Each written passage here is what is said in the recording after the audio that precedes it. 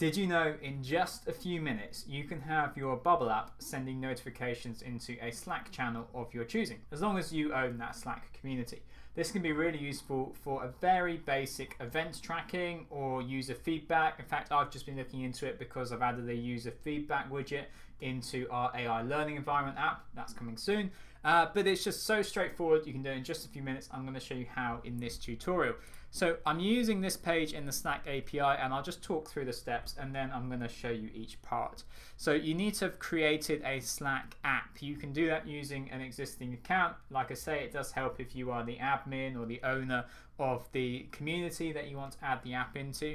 You then go ahead and enable webhooks, and then you can create a webhook on a per channel basis. I think you can also do it DMs to users, and so that gives you an endpoint. And it's just important to note that there is no like API key involved here. You don't want these endpoints getting out there, getting out into the public, because then if anyone has the endpoint, they can send data into your Slack channel. That's not great at all.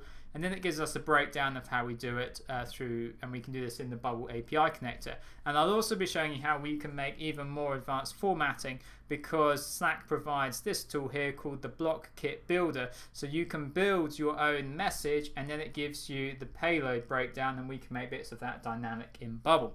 So let's go back to the documentation and go right up to the top. So you would create your Slack app.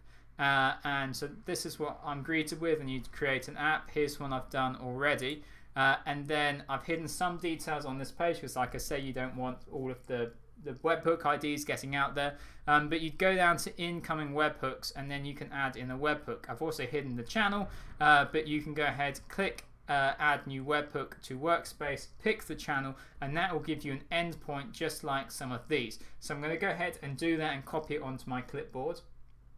So here's the webhook I've just created, and I'm copying that onto my clipboard, and then we can go into our Bubble app, and we'll be going into plugins and go into the API connector. And this is an app that I've done so many demos on, from Perplexity to OpenAI to Blue Sky. You can do it all with Bubble. We've got tutorials showing you how to do all of that. And if you want to watch all of our tutorials, the place to do that is our website. There's a link down in the description.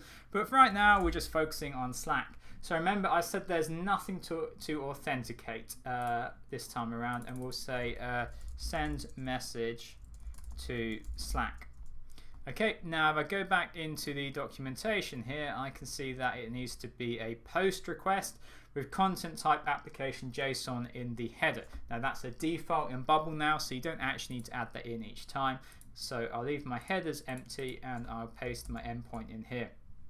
And obviously I'm going to be deleting this endpoint before publishing this video. And in fact, if you wanted to make if you were going to run this in a front-end workflow, the better way to do it is to do something like this, endpoint, because then you can mark it as private. Okay, you don't want your users to know your Slack endpoints, otherwise they can post directly to the Slack channel that you've set it up with. Let's go back to send message, and we're just going to start off with the most basic. So it's just going to be some text. I'm going to paste that in, and then I'm going to initialize, and you'll just have to take my word for it whether a Slack message comes through. Oh, there was an issue setting up the call. What have I done wrong? Let's try it again. Oh, it doesn't. Right, it doesn't return. And I think you just have to set this to text instead. Let's try that. Okay, and we get back an OK message. Now I'm going to double check in my Slack that that's worked. You're going to have to trust me that that's worked. I'm not going to show you our Slack channel just because that's so much editing work to blur different parts.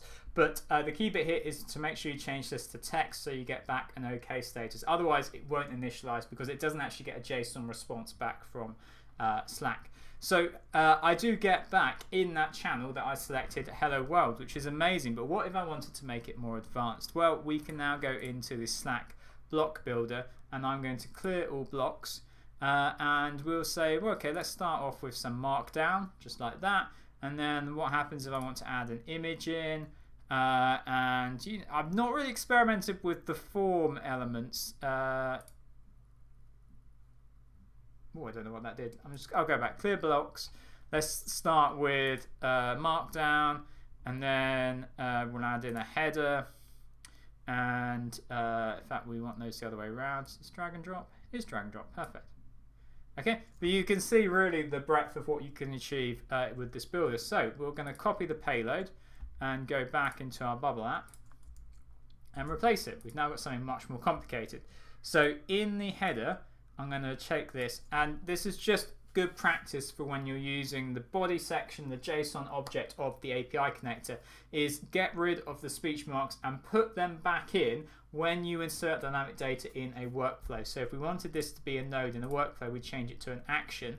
And now you can trigger this in a workflow by just looking for where you've got Slack, send the message to Slack, and then any bits that we make dynamic in here, for example, here I would say header. Okay, that's now dynamic. Oh, it's done a funny thing with Google because of it being marked down. Let's just get rid of that. So in fact, this is then going to be our message. So message, there we go. Okay, neither of these are private because it's going to be data that is part of the workflow. Remember, if you run a workflow in the front end, unless it is specifically marked as private, you should assume that your users can access that data. But you would now, if you wanted to reinitialize it, have to put the speech marks back in. But we've taken them out because when you run this in the workflow, you'll want to JSON safe it. JSON safe wraps everything as speech marks. You could use arbitrary text to combine it all together. JSON safe the arbitrary text, and that's what you would then insert into the header and into the message section, because the JSON safe puts the speech marks around it, and it also ensures that any punctuation that could cause a JSON syntax error is escaped, marked as safe, so it's not confused as part of the code. It's clear that it's part of text that you're sending. So I'm just going to test this again, test there, test here, initialize, and as long as it goes through without error, I'm going to assume that that has worked and worked its way into the Slack. So there you go, that's how you can use a Slack channel to do some real basic event tracking. If you want to do more advanced event tracking, I recommend Logsnag and also PostHog, two great platforms. Logsnag is very minimalist. I mean, it's great feature rich, but you can really go down a rabbit hole with application event tracking. So Logsnag is a great middle ground if this isn't quite versatile enough, and then something like PostHog, you can just do tons with the API if you need that. So that's one way that you can use it. I'm using it to track feedback in an app that I'm building too. So I'm sending that message straight through to the Slack channel, because then myself and the team, we can discuss the feedback that our users submit.